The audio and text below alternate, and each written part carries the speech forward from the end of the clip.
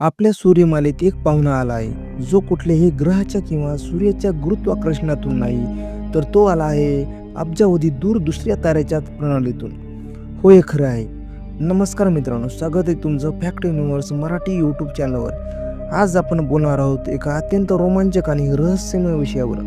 3I ATLS ही एक आंतरतारकीय वस्तू आहे, जी आपल्या सौरमालेत प्रवेश करत आहे. ही नेमकी काय आहे, ती कुठून आली आणि याचा आपल्या पृथ्वीवर काय परिणाम होऊ शकतो, हे सर्व जाणून घेण्याचा प्रयत्न करणार आहोत. मित्रांनो, 3I ATLS ही एक आंतरतारकीय वस्तू आहे, म्हणजेच ती आपल्या सौरमालेच्या बाहेरून आलेली आहे. 2017 मध्ये ओमुआमुआ आणि 2019 मध्ये 2I बोरिसो नंतर ही तिसरी अशी वस्तू आहे जी आपल्या सौरमालेत प्रवेश करेल. यामुळे तिला 3I हे नाव देण्यात आले आणि ATLS हे नाव तिच्या शोधकर्त्याने तिला दिले आहे. ही वस्तू साधारणपणे एका धूमकेतूसारखी दिसते, पण तिची गती आणि मार्ग यामुळे शास्त्रज्ञांना ती आपल्या सौरमालेची मूळ वस्तू नसल्याचे लक्षात आले. ती आंतरतारकीय अवकाशातून म्हणजेच आपल्या सूर्याच्या प्रभाव क्षेत्राबाहेरून आली आहे. याचा अर्थ ती कदाचित दुसऱ्या ताऱ्याच्या सूर्यमालेची असू शकते.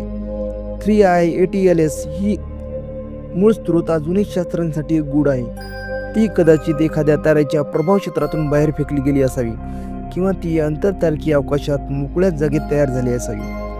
तिची गती खूप जास्त आहे. साधारणपणे ती ताशी लाखो किलोमीटर वेगाने प्रवास करत आहे, जी आपल्या सौरमालेतील वस्तूच्या तुलनेने खूप जास्त आहे.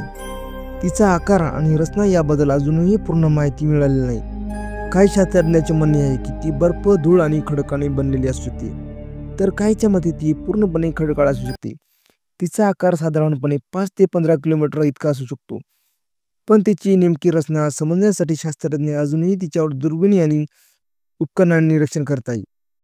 आता प्रश्न असा आहे की 3I ATLS आपल्या सौरमालेत प्रवेश करत आहे, तर याचा आपल्या ग्रहावर काय परिणाम होईल?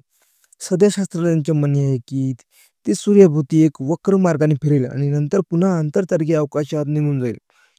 सध्या तरी ती पृथ्वीच्या जवळ येण्याची किंवा धडकण्याची शक्यता नाही, यामुळे घाबरण्याचे कारण नाही. पण मित्रांनो, अशा वस्तूचा अभ्यास करणे खूप महत्त्वाचे आहे, कारण यातून आपल्या आंतरतारकीय अवकाशाबद्दल, इतर ताऱ्याच्या सूर्यमालेबद्दल आणि कदाचित परग्रही जीवनाबद्दल माहिती मिळू शकते. तसेच भविष्यात अशा वस्तू पृथ्वीच्या जवळ आल्या तर त्यापासून संरक्षण कसं करायचं हे समजण्यासाठी ही माहिती उपयुक्त ठरेल. तर मित्रांनो, 3I ATLS या आंतरतारकीय वस्तूबद्दल तुम्हाला काय वाटतं? ही वस्तू खरंच परग्रह जीवनाचा पुरावा असू शकतो का? तुमचे विचार कमेंटमध्ये नक्की सांगा. हा व्हिडिओ आवडला तर लाईक करा, शेअर करा आणि चॅनल सबस्क्राईब करायला विसरू नका. पुढच्या व्हिडिओत भेटूया एका नवीन आणि रोमांचक विषयासह.